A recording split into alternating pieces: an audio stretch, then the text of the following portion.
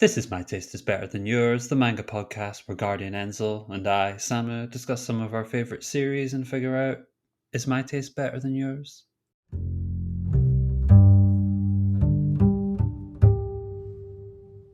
Hello again, everybody. It's your old pal Guardian Enzo coming to you from the beautiful city of Kyoto, Japan. Here to talk about another manga, and we're in the recommendations section of the story for the past couple of episodes, which is always interesting given the title of the series is My Taste is Better Than Yours. And each of us kind of, in a way, sets out to prove it when we have these recommendations. So this particular episode is going to be my recommendation, obviously, since I'm hosting it, and it's a series that I hold in great regard. A Distant Neighborhood, Haruka no Machi by Jiro Taniguchi. And Samu, how you doing? Any thoughts before we jump in? I'm doing good. We left on a cliffhanger with the We last did. episode we did for double, so if anything, I'm curious to hear part two of your thoughts on what we discussed there and how that leads into this conversation. Well, for those of our listeners who didn't hear that episode, we were talking about the series Double, which is one of Samu's recommendations, and he mentioned that the often the gap that exists in scoring on his series and my series between the two of us, and he felt it may have been where he's more interested in in the execution of an idea, and I seem to be more bought into when the series are really driven by the character stories. And while I think there may be something to that, it's the one thing. First of all, is we were both having similar thoughts as we were recording that episode on Double about the differences in our thinking. But for me, what I've noticed, because you said pattern, and immediately as soon as you said pattern, it's like a bell went off in my head because that was exactly the word that popped into my head. But the pattern I see is kind of I recommend a Seinen. I give it a really high score. You give it kind of a mess score. You recommend a Josei. Uh, you give it a sky high score. I give it a slightly less mess score. And then we get together in the middle on a shonen we both like.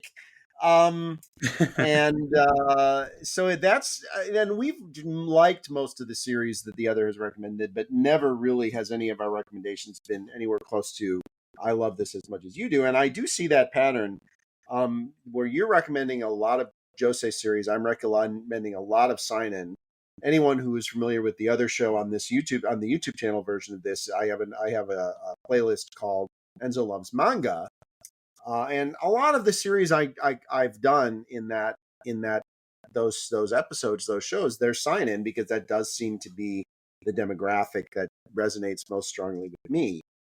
So I whether it's what you were saying about the ideas versus the characters versus there's kind of a sign in Josei divide, and then it does seem like it's on action shonen that we kind of where our tastes most are likely to converge. I just thought that was kind of interesting. Do you have any thoughts on that? Looking at the numbers, that does align. Oku's a funny one. I think technically it's a shoujo, but the magazine is in a weird. I think that magazine in particular is a strange measure of what's shoujo and what's josei. If you want to count that as josei, considering some of the material that's covered potentially, I don't know. Then that's three series that I have recommended, which are all very, very high, all in my top 10. And yeah, I think most of yours have been Seinen. So it's yeah, I think we touched on that even in the introductory episode. So that's not too surprising. Though I do think there is something to this idea of maybe I get quite hung up and I get quite invested and interested in a concept and idea and the execution of that. And maybe you can speak for yourself, but I think maybe you get more out of like the feeling, like what it evokes from what's being examined, Hmm. um, which I think is going to be relevant to this episode as well.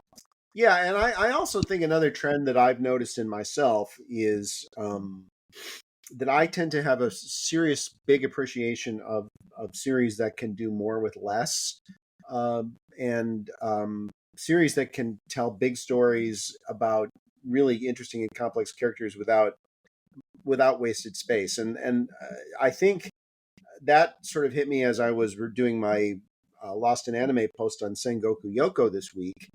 I noted that one of the reasons I think that why I seem to really love Mizukami Satoshi as a mangaka so much is that he writes plot-driven stories that play like character-driven stories. I mean, he has incredibly complex character dynamics and really, really some of the best character arcs in manga. But structurally speaking, his stories are plot-driven, and they have very little wasted space. And the series that I recommended to you this week is, or for this episode, Haruka no Machi A, is 16 chapters. Now they're Seinen chapters in a monthly Seinen magazine, so they originally came out 30, 35 pages. They're long chapters as compared to something like My Hero Academia, but nevertheless, it's 16 chapters. It doesn't have a lot of embellishment. It has a very kind of an elegant and simple story that it tells, and I think elegance and simplicity are factors that run through a lot of the series that I rank as the very, very top in my personal echelon. And so let's talk about A Distant Neighborhood by Jiro Taniguchi. It was written in the late 90s, around 98. In fact, it's set in 1998 and published over 1998 and 99. And of course, it is a seinen. And it's the story of a 48-year-old salaryman named Nakahata Hiroshi, who he goes on he has two daughters, he has a wife. He's kind of in that middle-aged rut thing where the daughters don't seem to respect him, and he drinks a little too much. But it's like, okay, he has a comfortable life. He gets on a train. He's sure he's gotten on the right train for a business trip, and he going home from a business trip. In fact, and he turns out that he got on a train to his old hometown where he grew up, Toyohashi. And no, it's not Toyohashi. I don't know what I'm thinking. I've forgotten the name of the town. I think about it. But it's a small town in Totori Prefecture. And he winds up going to visit. He gets to the town, and he's got like a 3-hour wait until the next train back to Tokyo. So he decides he's going to visit his mother's grave. And she died at the age he is now, 48. And so he goes to visit his mother's grave and falls asleep and wakes up as a 14-year-old, the 14-year-old version of himself. And the story sort of it spirals off of that conceit of him going to sleep at his mother's graveside as a 48-year-old and waking up as a 14-year-old schoolboy back in 1964, which is sort of he doesn't get too deeply into this, but 64 is kind of like an art show a year. It was a really important kind of a pivotal year in Japanese history, the Olympics, all kinds of other things. It would really kind of epitomize the Showa era in a lot of ways. You see a lot of Japanese fiction set in 1964. So that's the basic story. And we'll talk more about the details as we go into it. But I want to say, do you have any thoughts you want to specifically to the series before I jump into the plot details and such, Samu, before I get started? Yeah, I do. I have kind of similar. Well, I've in some ways played my cards quite close to my chest with my final feelings on the series. So I'll be curious to see how this conversation goes about. And us discussing what disagreements or differences we have in taste, I think at the end of the day, even something like Spirit Circle, where I rated it quite low, which was 65, I still gave it a net positive rating. I feel like there hasn't been any series that one of us that we have such stark like love hate feeling on, which we discussed that early on as well, where we agree broadly on the quality of something. It's just once you get into the details of what works for us, that's where we're finding these disagreements. And I think similar to Spirit Circle, I had more positive feelings in the first half, in the first volume, than I did in the second volume. If anything, I really I had I had a really, really good time with the first volume in particular. So yeah, we can get into that. And that's another trend I've noticed is you tended to be very hard on the endings and second halves of series I've recommended. So, um, but let's talk a little bit about the series. As I say, a 48-year-old Hiroshi Nakahata uh, winds up as his 14-year-old self back in his hometown. Now, it's not a science fiction series. It's not Quantum Leap. It's not Doctor Who. There's not there. He doesn't go under the hood and really goes into details of how this happened. Did it really happen? Did it not really happen? We'll get into the spoiler section on did it really happen, but um, it clearly this is I would equate it to Heike Monogatari, which was originally a Biwa monk's a sung story, and they were intended. It was about a historical period in Japanese history, but they were parables. And really, Taniguchi is telling a parable here. He's exploring questions of the human condition, and so the mechanics of the time travel part of it isn't really important to him. And frankly, by about the second or third chapter, I've read it several times now, including rereading it for this. It didn't really matter to me either. I didn't care. I mean, I was just totally engrossed with what was happening. That was all I really cared about. Um, so um, the idea here is he's experiencing his 14-year-old self, and naturally, I think this would probably happen when he gets back to his 14-year-old self living in his family home. His father is a tailor. His mother is kind of the typical Japanese homemaker, kind of slightly put upon Japanese homemaker who helps the husband at the job, and so and the grandma lives with them, and her husband has passed away. So there's it's a very kind of a very archetypical Showa setting in that sense. But as he gets back into his 14-year-old body,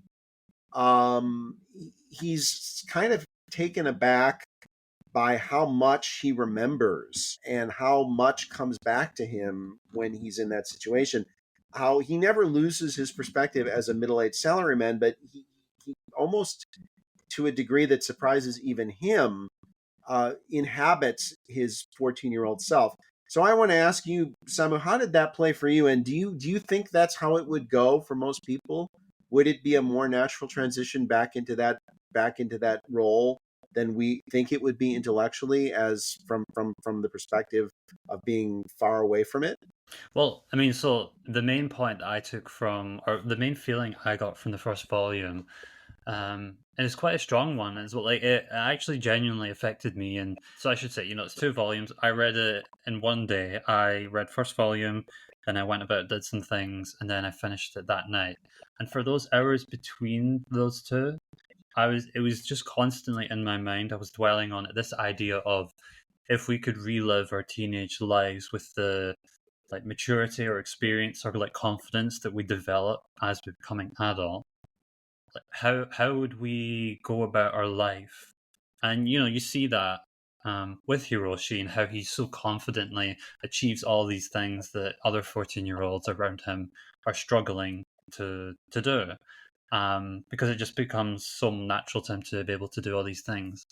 And that in of itself was interesting, but it put me in the mindset of almost, don't know if I'm getting too deep here, almost like, if you can imagine yourself going into your younger self and being able to navigate the world in that more confident way, then if I or anyone just applied that mindset to yourself in your current life, then the possibility of that also happening to you increases. If you remove like the pessimism and like the limitations that you think are put upon yourself, then yeah, like that idea just like kept dwelling in my head, and I think it just put me in this really positive headspace of trying to apply what Hiroshi does to his younger self to my own self as I am now, and like navigating the world with that sense of confidence. So seeing how he was doing all that in the first volume, that like really resonated with me. It was really touching and funny in all the ways that you could see the contrast with everyone else around him. But then I think the series doesn't dwell on that too much, and then once it starts kicking into the actual plot, it does shift slightly because there is a countdown element to this whole story, and eventually the plot does kick in, and it doesn't spend so much time, I think, once it's established that initial premise. But yeah, that premise again, the concept, the premise, I really loved, and I loved how it was explored. And I mean, like when he realizes, of course, he's now 14 years old. He goes to sleep on the first night thinking, okay, I've been dreaming all this. I'm going to wake up and I'm going to be my 48-year-old self again.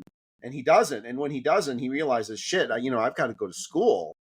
And his expectation is, oh, I'm going to struggle. I mean, I won't be able to do math. I won't know any of this. And he gets to school and he's like, this is easy, and he's amazed by how much in his life, he's learned. And most of the subjects he deals with in middle school, junior high school, depending on what part of the world you're in, he finds them to be shockingly easy. And one of the things that happens is his grades dramatically improve, which has his teachers rather surprised. And he gets better at athletics because he's so exhilarated at being in this young leave body that doesn't hurt all the time, and he feels light, and it's like he can run the marathon and he doesn't feel tired. And so again, one of the things about his older self is he does drink quite a bit, and that is a plot point. He drinks to the extent that his wife and daughters are a little concerned about how much he drinks. Yeah, and he's free of all that as a 14-year-old, and that freedom it enlivens him, it emboldens him, and he sort of embraces everything that comes with it. Now, another interesting plot point is that as a 14-year-old, Hiroshi catches the eye of a 14-year-old student named Tomoko, who's very beautiful. And I think he vaguely remembers sort of having a little crush on her when he was in junior high school, but nothing ever came of it. But he's now a 14-year-old who has, who has been with women and courted women and got married. And so he has a certain understanding and a certain comfort level that a normal 14-year-old would never have. And quite naturally, she's rather taken with it. But one could also spin that as a reader and say, wow, this is a 48-year-old guy who's like finding himself attracted to a 14-year-old girl. And in fact, 48-year-old Hiroshi has that very thought as a character. It's not as if Taniguchi doesn't acknowledge it. How do you feel the story deals with that matter of the fact that inside that brain is a 48-year-old man, and yet he is genuinely, obviously attracted to this 14-year-old girl, Tomoko? This is a trope that I tend to not actually read these series, but I've seen it in other manga and anime. This adult traveling back to the younger self trope, and this does happen. I think this does come up often. I think the fact that it at least acknowledges within his character himself that these feelings are strange and not normal is in of itself a good step. I think there are some series that just come off quite lecherous and just sleazy, and how they use that trope as like a fantasy to like explore that concept. Yeah, I think for this series, it there's at least that acknowledgement of it. It's still a bit uncomfortable. I don't know if I got the sense maybe as the chapters went on, Hiroshi was potentially losing more of his perspective as a 48-year-old. He was like so embracing this life as a 14-year-old and what he was reliving, or what he thought he like, everything that he was acting out. He was just so immersed in this role that he had that by the end it felt like maybe that was sort of his in character justification for it. But I will say this. My feeling is the character, he never loses his. I think from the beginning, he even says at one point to himself, this can't go anywhere. And I think he never seriously, I mean, they go on a few dates and such and they hang out and he enjoys it, But I think he does that more to, like as you say, embrace the freedom of being a 14-year-old. And but I think there's never any part of him that seriously loses the sense that this can't ever go anywhere, because that would be, it would be lying to her, and it would be unfair in that way. So I don't feel like the line is really crossed. I just feel like that, considering that this is the story Taniguchi was telling, it was something he couldn't ignore. This would be part of it, because if you're in a 14-year-old's body, you've got a 14-year-old's hormones. Hmm. That's just the reality of it. And so, there's one scene where they're at the beach, and he's, forces it to run in the water and start swimming without stretching, and for obvious reasons. And I think it's like it catches him by surprise in that moment, but as I imagine it probably would. Um, but I don't feel like, as a character, Hiroshi ever loses his grounding to say no.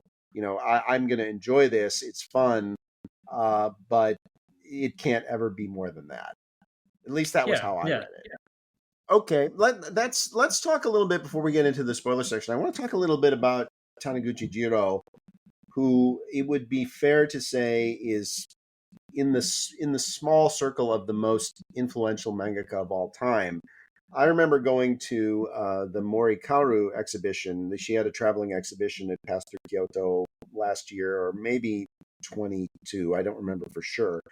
But it's interesting because you wouldn't stylistically think so necessarily based on her work. But there's always an interview portion here, and when they asked her who were her the biggest influences on her, she only gave one answer. It was Taniguchi Jiro. She said he's the most influential on me, uh, because of the nature of the realism that he's able to generate both with his art and with his writing. And that's one of the things I would point out is, about not only this series, but I think generally, his the degree of realism in a Taniguchi series can be really astonishing. His backgrounds, and it really, he has a sense of. I used to say this about Makoto Shinkai, but when you looked at a Makoto Shinkai cloud or train, it's not that it looked like a photograph, but it captured an essence of something real that made it seem more real than the real thing. And I feel like with Taniguchi's art, I get some of that too. He has it's almost impressionistic, but it feels incredibly real, and the characters feel incredibly real, and it really, you find yourself uh, feeling what the main character is feeling and putting yourself in his shoes, and really just kind of like what he feels, what he experiences, you feel like you're experiencing it yourself. It's very immersive. So I want to talk about your general feelings about his work, and his art specifically. But then also, I wanted to ask you, as a European, Brexit be damned, why do you think Taniguchi is such an incredibly popular mangaka in Europe, especially France, which is the most manga friendly country in Europe? But nevertheless, Taniguchi, generally speaking, in Europe is very widely read and very, very respected. There was in fact, the when this series, A Distant Neighborhood, was adapted, it was adapted as a European film. It wasn't as an anime. It was a European live action film, in French, by a Belgian director, Courtier Longtemps. So, why do you think he's so influential in Europe, first of all? And second of all, what are your general thoughts about his art specifically? General specific.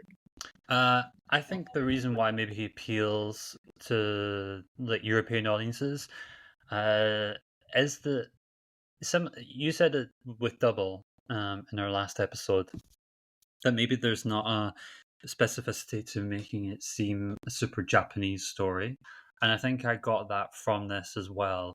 There is a backstory that is brought up, which is to do with uh, the war, with World War II.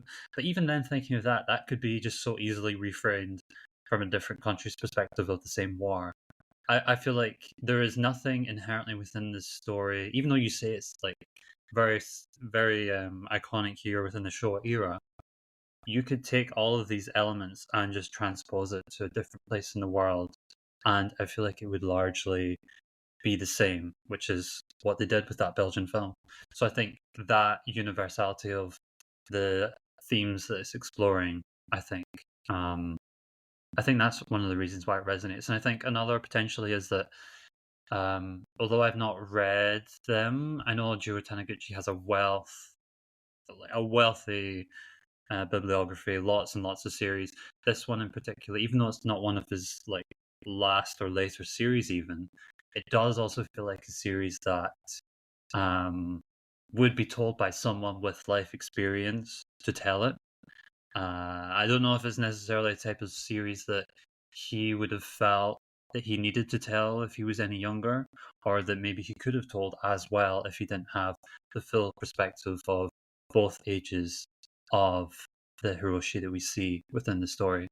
Um, so yeah, I think those are answers to your question, and maybe the reason why it has the um, left to right formatting as well as I know they're from that era of publications and translations. They kind of used to like flip things back and forth.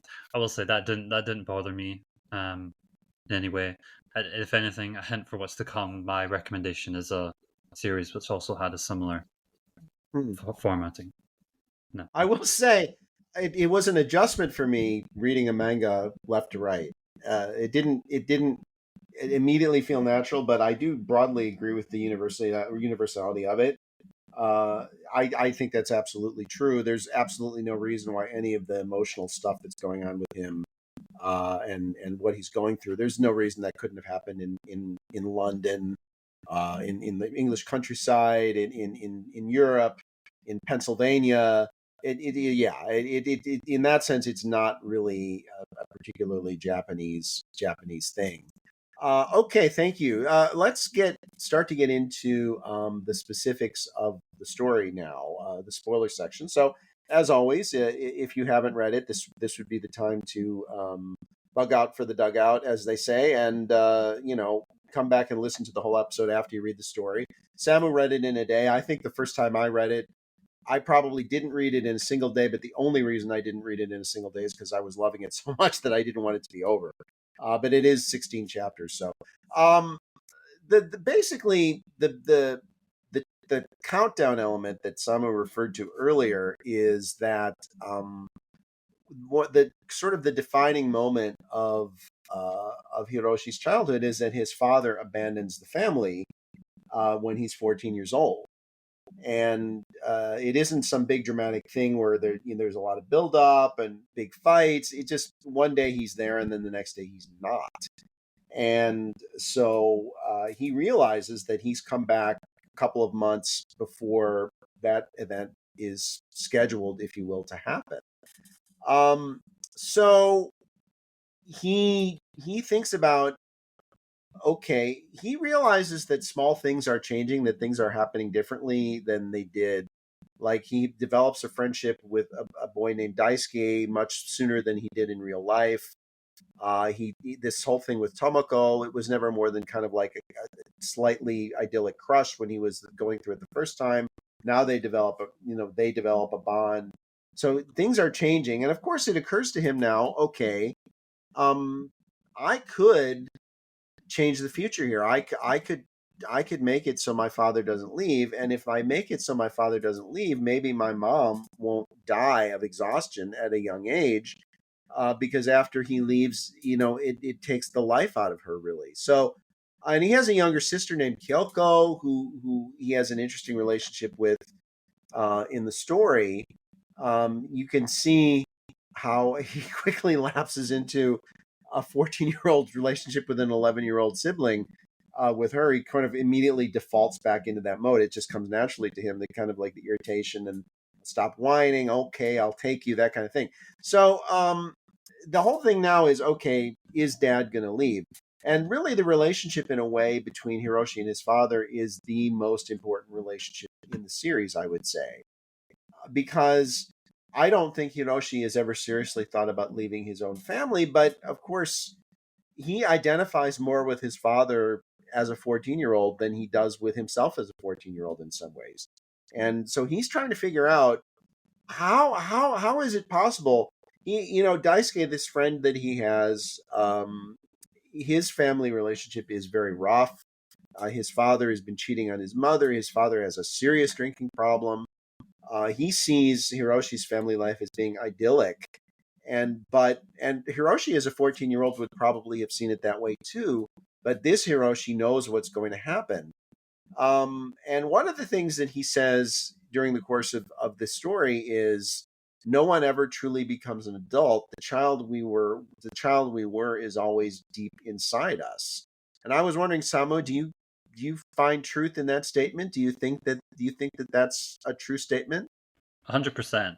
We can't act in the same way that we would when we were younger, but we retain so much of um what is who we were as ourselves back then, that you can't treat yourself as a different person. All the things that happen to you shape who you are, even if your thoughts and beliefs and everything has adapted since then. So yeah, and you could, it's kind of that idea of that child is still inside within you, but just so much, there's so many layers of life that have happened since then that, we see Hiroshi, he kind of has to like tap into that self that is still there within him. Yeah, it's true, 100%. And one of the things I think Taniguchi is asking at this series is what is happiness? And so I think it's not a particularly difficult leap to make, but I think that one of the conclusions that he draws here is that one of the things Hiroshi takes away from this is you have to appreciate the people you have with you. You have to appreciate the people while they're there, while they're in front of you, and because one day they won't be, and so he his father was unhappy. Yeah, his father seemed happy enough, but his father was unhappy. So I mean, I find that to be a fascinating idea. We do have to talk about the situation with Yoshio, the father, and why he did what he did. But I wanted to ask you, just as kind of a fun one-off question, if you were in that situation, not just going back to your 14-year-old self, but in his specific situation where, you were going back to yourself as a 14-year-old and you knew something like really, really disastrous for the family was going to happen, what would be your attitude towards trying to change it? Would you be like, this is the third rail, I don't want to touch this, this is the future? Or would you actually do what he did and try to change the future, try to prevent it from happening? In your case, what would you do? I think I would do what Hiroshi did. I think I would, if there was something that was very clearly like a pivotal moment that could be changed. I think, especially if, as it was presented to us that he was living through, there was no seeming escape from what was happening. Like he just had to go through the motions of what he was, the situation. I think I would find it hard not to also want to change, even knowing he doesn't know if like he's doing this. Does he have to relive his entire life up to where he is now? There's that idea as well. But yeah, I think I would tackle it similarly as he did. What about you? Yeah, I think that's an interesting point. He doesn't know if he's ever going back. As in his situation, he's trying to, in a sense, he's trying to change the past, but he's also trying to change what could be his own future. Because he doesn't know whether he has to relive those 34 years. Now, as it turns out, he doesn't, but he doesn't know that at the time all this is playing out. So let's talk a little bit more about Yoshio and who he is and why he did what he did. So Yoshio, his mother, Hiroshi's mother, was deeply in love with another man, and she only came to know the man who would eventually be her husband and Hiroshi and Kyoko's father, Yoshio. She only comes to know him because he serves with her betrothed in the war, and the man she was in love with is killed, and Hiroshi, who looked up to and admired this man, took it on himself to say, I've got to get his ashes back to his family so that they can have some closure. So he does, and so he fights his way. He survives the war. He gets malaria. But he survives. He comes back, and he does bring the ashes back to Hiroshi's mother, and eventually, they sort of become friends, and then they become more than friends. And there was talk for a while that she would marry the older brother of the man she was betrothed to, but that she doesn't feel anything for him, and she says, I can't marry someone I don't have feelings for, which at the time in Japan is kind of a, that's kind of a nail that sticks out thing to say, for especially for a woman. And so eventually the two of them get married, and I think there is a genuine and deep fondness between them, but I kind of get the sense that for Hiroshi, it seems like he was never living his own life. He was stepping into the shoes of someone else. And I think that kind of always ate at him. And what's really, really striking is, he's a good father. He's good to his kids. He not only provides for his kids, but he, even especially by Japanese standards, he gives them some emotional support. He's pretty open and honest with his wife, more so than we realize, actually, until the very end of the story. And really, again, there's no red flags. Certainly, as a child, Hiroshi never spotted any red flags. And what's more astonishing to him is, even going back with his experience, he still can't really see any red flags in his father's behavior. He doesn't understand why. And as it turns out, Yoshie leaves because he just basically says, actually, Hiroshi ends up following him to the train station, or he gets to the train station before him and intercepts him and tries to stop him from going. And even with all that happens, this seemingly decent man, who has this 14-year-old child, for all he knows, and he doesn't know there's anything unusual about this. His son, this is his son, a 14-year-old child pleading with him not to leave, and he says, "I'm sorry, I have to go."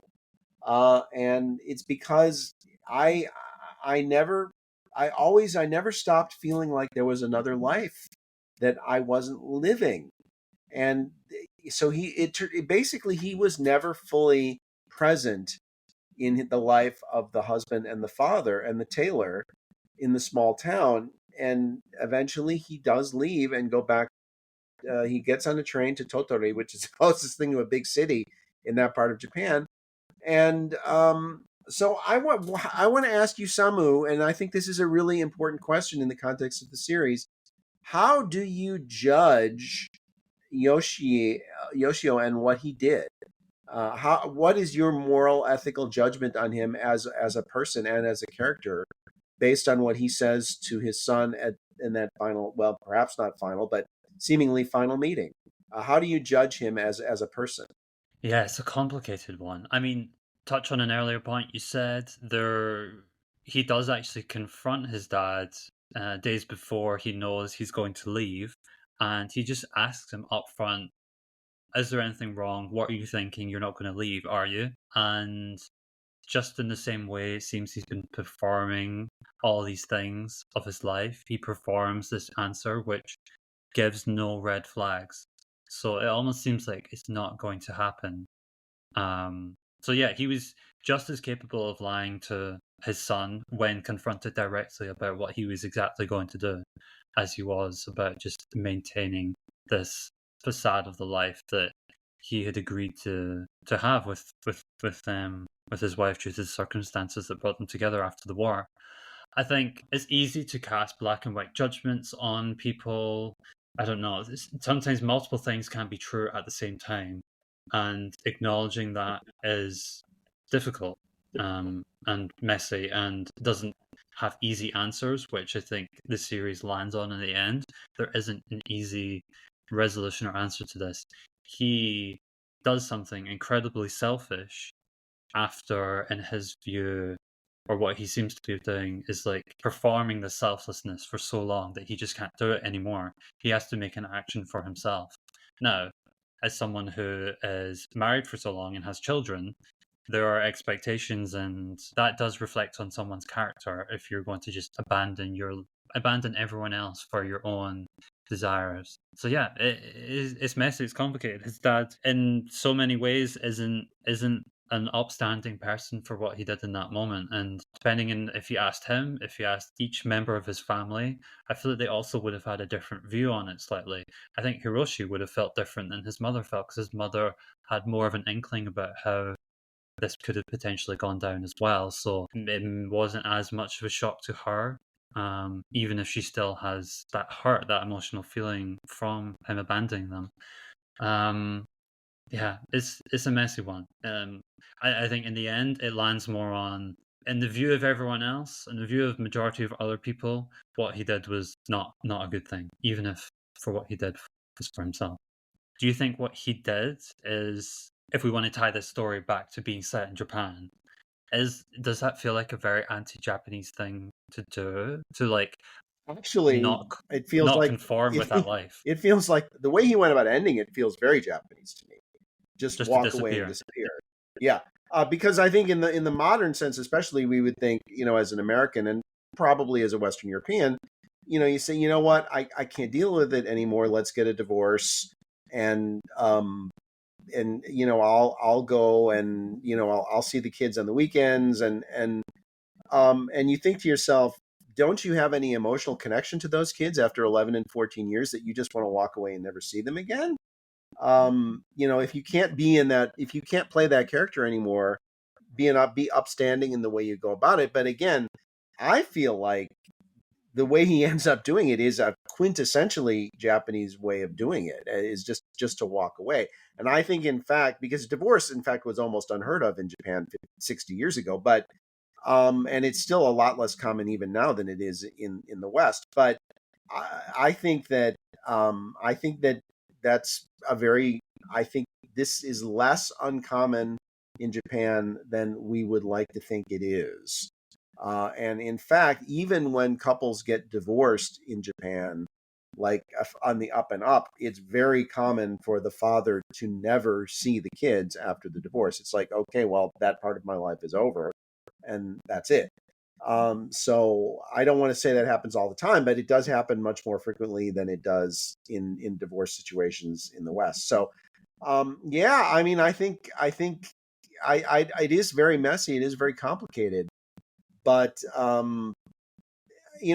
think, like I said, that in many ways, even though Hiroshi, as a father, as a 48-year-old father who doesn't have an ideal family life, he I don't think he could ever have done what Yoshio did. I do think he kind of understood where he was coming from in a way more than he was comfortable. But one of the things that happened as a result of it is that he became more appreciative of um, of his own family. And I think that the arc of the story is such that it was not about preventing that moment. It was about Hiroshi reliving that moment, feeling those feelings from both his perspective and his father's perspective, and going through it.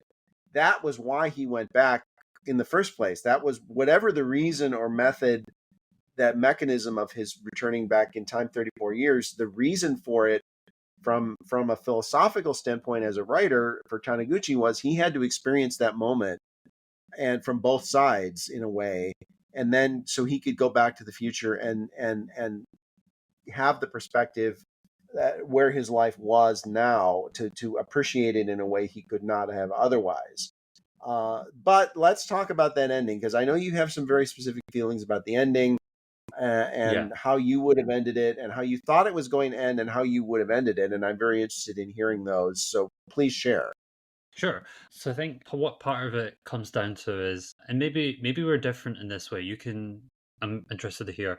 I, even when I'm engaging in stories, as someone who writes as well, I I just always have my writing head on. I'm always seeing it from that perspective, and how things are going to play out. How as I'm reading a story, how I would do it, and it almost is like this, not like a contest or a competition, because I'm not elevating myself to the level of Jiro Taniguchi, but this like mental little thing that I goes on in my head, where I envision how I see the stories happening, how I would play it out if it was in my hands. and then comparing that with what the intentions of the author is. I don't know. Do you ever have that mindset when you're engaging in something? Clearly, you write a lot for your blog, but I don't know if you're you're not really a fiction writer. I don't think, are you? Oh, I have written a good deal of fiction, actually. Okay. And my philosophy on writing fiction has always been, uh, don't get married to how you think the story should end. Let the characters decide it. Hmm. So, because I often found that when I was writing fiction, I haven't done much of it lately, but I often found that it ended in a different way than I kind of envisioned it would when I started out writing it. Because as the characters developed, they took the story in a different direction. And rather than what I felt would make the story less natural by pushing them to go where I wanted it to go, I let them take it where it needed to go organically because I thought that was the more natural way to tell a story. I thought it would be more authentic in the telling if I did. But I also think there are great fiction writers who know exactly how a story is going to end and when they start writing it. And I don't know which Jiro Taniguchi is. I suspect, in this case at least, he knew exactly how the story was going to end right from the beginning. That's my feeling. But I don't know that for a fact. I just know that for myself, I liked to let the characters decide. Now, as a reader, of course, I'm always kind of thinking, oh, how, and this is interesting. How is this going to end? Where is this going to go? And sometimes you have that aha moment where you like have a revelation. You think, oh, I figured it out. This is where it's going to go. And sometimes it's right and sometimes it's wrong. But that's probably the best answer I can give to that question. It's so interesting how you describe that, because I think that also relates to our tastes and what appeals to us, because as a writer, the ending scene is like one of the first things that I have in my mind. And for me as well, I have my document of fleshed out concepts of which there are no characters. They just have to be slotted in. Those are the things that come to me as like scenes and like ideas, and the characters that you would say that are what drive the story. For me, those are vehicles that I insert within the mechanism that is already Mm, created. So, yeah. again, that's just so interesting how clearly different we work. And I mean, I think from how you know me already, you know that I'm a planner. I love. I'm not. Yeah. I'm not. Also, I wouldn't be one of those writers who starts on page one with um no idea of what's going to happen. So, but anyway, that's all a prelude to my theory that I did have as I was reading it. And again, I don't want to say that if I have a theory that I'm so stuck on it, and if it betrays that or goes some other different way, then I just will dislike what happens. I think I'll compare how the author wanted to do it and how I did in my head, how I saw it. I think what I saw here is a good potential. What I thought was going to happen was his father was also going through the same journey that he is, and going to a grave and going back to his life. So I thought what was going to be the revelation was his father, who I don't know. Let's say he's in his 60s or 70s. He's gone back to him being in his late 40s, and he is now in this new version of his life, deciding to leave. And the decision to leave is in the same way he's doing that, in the same way that Hiroshi is making all these changes to his 14-year-old life. So I thought it was going to mirror this idea of both of them went to a grave, both of them transported at the exact same time, and both of them made these retroactive decisions in their life that affected everything that came from that. I thought that was a really cool concept and idea. Okay. But clearly, Taniguchi wanted to. His intention was to just go more for the idea of you just sometimes there's not easy answers for these difficult Mm, things that happen in our life, and um, his was much more stripped back, and it didn't have. Even though he'd already established this concept and whatever mythos with this grave that he could have done more with, um, he only used it kind of as a stepping stone to tell the rest of the story. So yeah, mm, I was just maybe expecting that element to come into play with his father, and be this complete narrative in that way, how it all mirrored Hiroshi's journey and his father's journey. So it's not that what we got was bad; it was just different a different story than what I had envisioned. Fascinating. I will say, I sitting here hearing that for the first time, that doesn't feel like it would have been a natural ending to me, because it feels like that would have been a more kind of I, I don't know. It feels like that's the ending to a different story than the one he was writing. I guess is how it feels to me. But I do like stripped down more than you do as a rule. And I thought as I was reading, as I was rereading A Distant Neighborhood, it didn't occur to me ever before, but it occurred to me as I was rereading it that it does have a lot of similarities to Spirit Circle, in many ways, actually. And the stripped down nature of it is one way, but I just more than that one way. It's more about the past influencing the future, and appreciating that which we can't change, and accepting that which we can't change, and appreciating what we have in front of us now. And this idea that the past is always a real thing, and the past is its influence over the present, and the future is never ending. But you still have to be in the moment. You have to embrace the present. And so I find that more poetic and more pathos in that, and probably than you do, which is one of the reasons why both this series and Spirit Circle will get much higher scores from me than they do from you.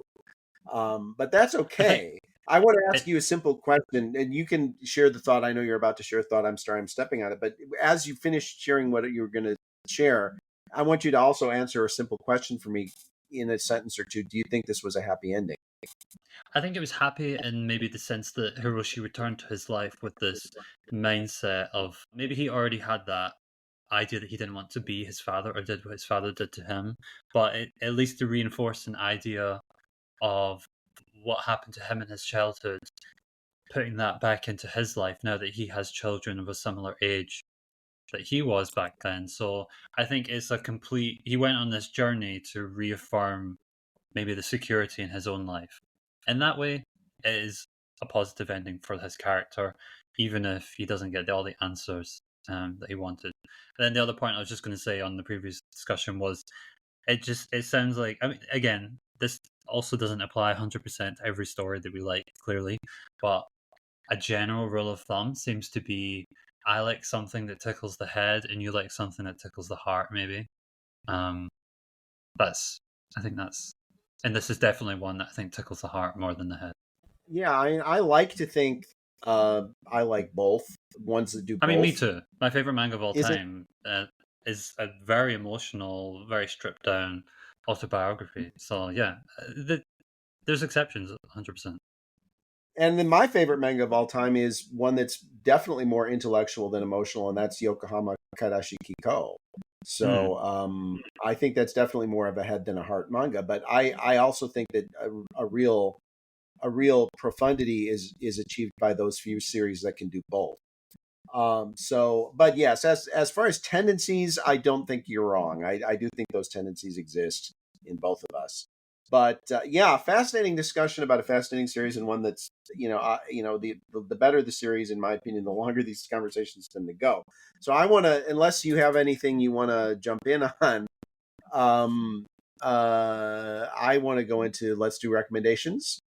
And Samu, is that okay with Go you f- if I jump into recommendations here? yeah, go for it. Okay. Um, my recommendation is Boku Dake ga Inai Machi, which I guess is not going to be a hugely surprising recommendation for a lot of people, but it's often when this series came out. Erased is the name that it was released under in English by Sanbe, a Seinen series that was an anime, a live action, and the manga, all of which are excellent. And it many people feel like it was an homage or almost a remake of A Distant Neighborhood. It captures many of the same emotions. It's more of a thriller, more of a mystery, but it is more of a plot driven story than in that sense. But it has some of the same interesting dynamic of plucking someone out of their adulthood making them experience their childhood again, and traumatic events in their childhood, and how their perspective changes both as a child and as an adult, and that merger of the childish perspective and the adult perspective, a younger adult in this case, but an adult nevertheless, and how when he goes back in time, he finds himself getting back into the mind of the child, and then as he goes back to his adulthood, the child he was comes back to him in a more prominent way. So that's my pick. Boku Dake ga Inai Machi Erased by Sanbe K. I recommend all of the formats you can take it in. The manga's the best, but both the anime and the live action are phenomenal too. I the live action is closer to the anime, to the manga in the way it ends, only because it has a little bit more time than the anime does. The anime needed really one more episode, but it's they're all great in their own way. Samu, what's your recommendation? Yeah, before I go my recommendation, I just want to say I remember watching that as it came out. Uh, I remember my feeling being that maybe sort of similar to Distant Neighborhood as well, is maybe the answers at the end are a little more straightforward and obvious than the mystery is building up to. And I think that left me with a bit of disappointment in the series. Maybe again, like I did with this one, I was more invested and finding out what was being built up there. There's so many similarities between the two of them. That makes sense, especially for your taste. I That wasn't a read. That wasn't me making a dig, by the way. I know. I've got like a side recommendation and my real one. So my side recommendation Okay. is a film which is from Mm, Studio Ghibli, which is Only Yesterday by mm. Isao Takahata. It's actually my favorite Ghibli film, and it's probably my favorite anime film of all time as well. Excluding anime, just like films in general, I think it's up there. Maybe my top 10, top 15. It's up there. That one is this journey of this adult woman returning or going to the countryside, and then flashes back and forth between herself then and then as a child, and it doesn't really have that time travel element, but it just evokes that similar feeling. And technically, it is based on a Josei manga. However, like is the case with a lot of Studio Ghibli, they kind of take these obscure little titles and make them into these bigger, grander things through their lens. Though I will say, controversial opinion perhaps, I much, much, much, much prefer Isao Takahata to the Ghibli man himself. I have to say, I think maybe that's not a super popular opinion. I think people love Hayao Miyazaki as well, but all of Isao Takahata's films, great. My actual recommendation, however, for a manga is Barefoot again by Keiji Nakazawa. This is one that I've recently finished as I've been going through very early Weekly Shonen Jump series, and there was a part of me that wondered if A Distant Neighborhood is semi-autobiographical in some way. We have no real indication of whether that is the case by the end of the story. This could just be a concept he wanted to explore. Barefoot again very much is that sort of series about his experiences as a child, going through the Hiroshima bombing, every thought and feeling that clearly Keiji Nakazawa has about everything that stems from that. He injects it into the story with just so much passion. It's just, you can feel it through the page. Everything that he wants to get all his feelings across through again this character that is created.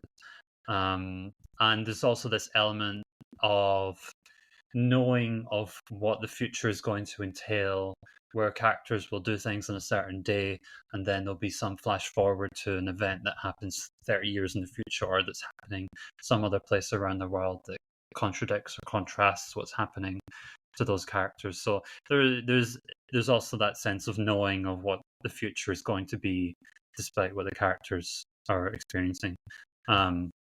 Yeah, it's a fantastic series. Cool. I love both those recommendations. I would also say, for me, I love Takahata and Ghibli Man probably equally. Each of them have films that are, I would say, rank in my top 3 or 4 Ghibli films, probably 2 and 2 actually. And one of the things that I love is that they're so totally different from each other, uh, despite their close, albeit somewhat rocky friendship. They are very, very different to the extent even that Takahata was not even an artist. He didn't do any drawing at all. And Miyazaki, as everyone knows, obsessively storyboards. It does cell work on his own films. So just so totally very different. But again, I think those are great recommendations. Barefoot Gen, I would also say one of the most widely banned books on Japan banned books list. It's a big controversial thing here that several cities have banned it. So yeah, a worthwhile read and a painful one, and it I reminds a mean, lot of yeah, people of Grave of the Fireflies. Actually, a lot of another Takahata film, but a lot of people put that in a sort of a similar category to Barefoot Gen.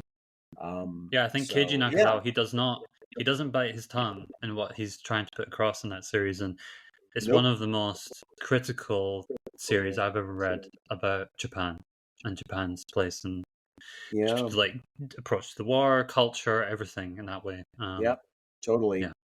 Okay, ratings time, and I'm going to jump right in here and say that A Distant Neighborhood, Haruka Namachi is in my top five. I'm not an obsessive ranker, as you often are, Samu. I know it's very important to you that you do a lot of rankings. I do them sometimes that I don't actually remember a lot of what I rank.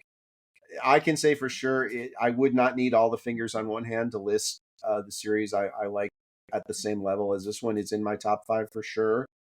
And I'm giving it 96 out of 100. And I don't know of maybe one or two series I would put higher, but not more than that. It's right up there. I absolutely adore it. And now Samu, you can go ahead and give your ranking. I'm going to go ahead and pour myself a scotch. Yeah, it's interesting that it seems like we have a similar level of love for each of the series that we just recommended to each other. Um, I'm giving Distant Neighborhood 83. Uh, I Okay, think I'm happy with that. because I'm happy with that. yes, I think maybe I set you up there and you thought I was going to give it lower because in the context I was let down by the ending in some ways and what I expected. But that was more of a jump of there was a point where I was like, this could be 89, 90 in my head. So it's a jump from just down to the low 80s, which is still a very, very good series. Cool. All right, and with that, we wrap up one of our longer episodes. But again, it's funny, it's short manga, long episode. But it's just a really interesting series. It asks a lot of interesting questions. I highly recommend it. I'm again, when I see that score from you, I'm happy with that. It reflects that I think you have a lot of respect for the series in the end. Uh, the gap comes down to, I think, a difference in our preferences and our tastes, and that's what this show is all about, really. But I'm always happy when we recommend series to each other that we're happy that we read them, and I think that's been the case of everything you've recommended to me. I hope it's been the case of everything I've recommended to you. And the next one we talk about, I think, is going to be one that neither one of us needed to recommend to the other, which is a sort of a different format for us. We have different formats for this show, and that's definitely a different one, but one that we really like. So, Samu, thank you very much for everything. Thank you for your contributions, and we'll see you on the next one.